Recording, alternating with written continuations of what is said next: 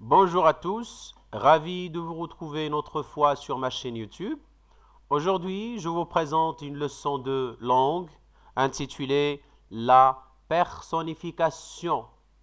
Alors avant de passer à la définition de cette figure de style, c'est une figure de style d'analogie bien sûr. Alors comme vous voyez ici, on a un arbre à qui on a attribué bien sûr les caractéristiques humaines. Alors comme vous voyez ici, on a les branches se forment des cheveux ici et des mains ici. On a le tronc se forme du visage et bien sûr les racines se forment des pattes ou bien des pieds. Bien, on passe tout de suite à découvrir qu'est-ce que la personnification. Alors, la personnification, c'est quoi?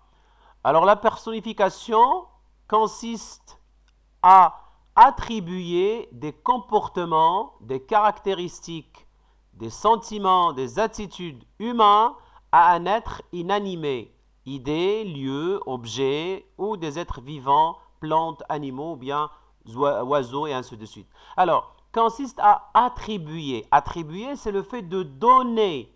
Alors, on donne des caractéristiques. Tout ce qui est humain, des caractéristiques, des comportements, des sentiments, des attitudes humains. À qui?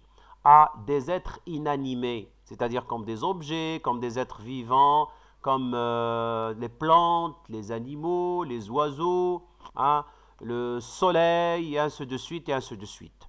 Bien, alors on passe tout de suite aux exemples et nous allons découvrir précisément qu'est-ce que la personnification à travers, bien sûr, des exemples. Bien, alors on commence par l'exemple premier. Je me suis assoupi sous l'arbre qui me tendait généreusement ses bras. Alors ici, je me suis assoupi, ça veut dire je dors sous l'arbre, hein, ou bien je suis resté sous l'arbre qui me tendait. Le fait de tendre quoi? Les bras. Est-ce que l'arbre a des bras?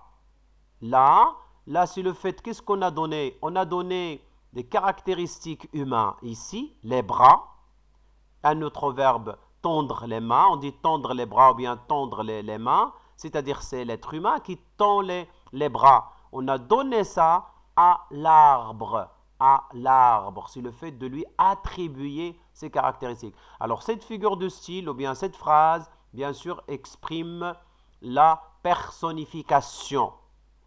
On passe à l'exemple suivant. Sur la cuisinière,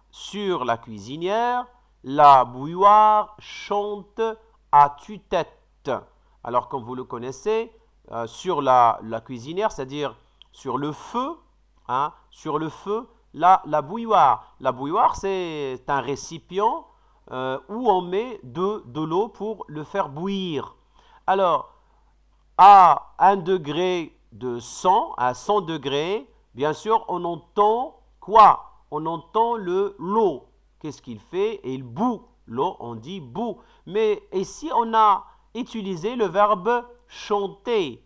On a utilisé le verbe chanter. Alors, à votre avis, qui chante? C'est l'être humain. C'est l'être humain, c'est pas un objet. Ici, on a dit que cet objet chante.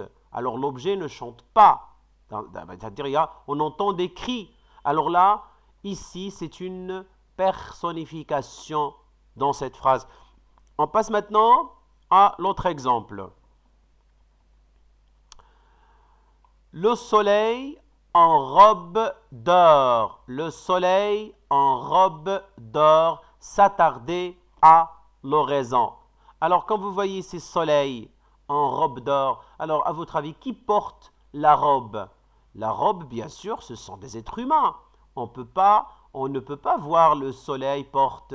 Là, tout simplement, c'est ce qu'on dit ici, c'est la personnification. On a attribué, on a dit que le soleil aujourd'hui, ça veut dire, on veut dire que il fait beau, hein, il fait beau aujourd'hui. Alors, c'est ce que nous allons voir tout de suite. C'est quoi l'effet produit par la personnification?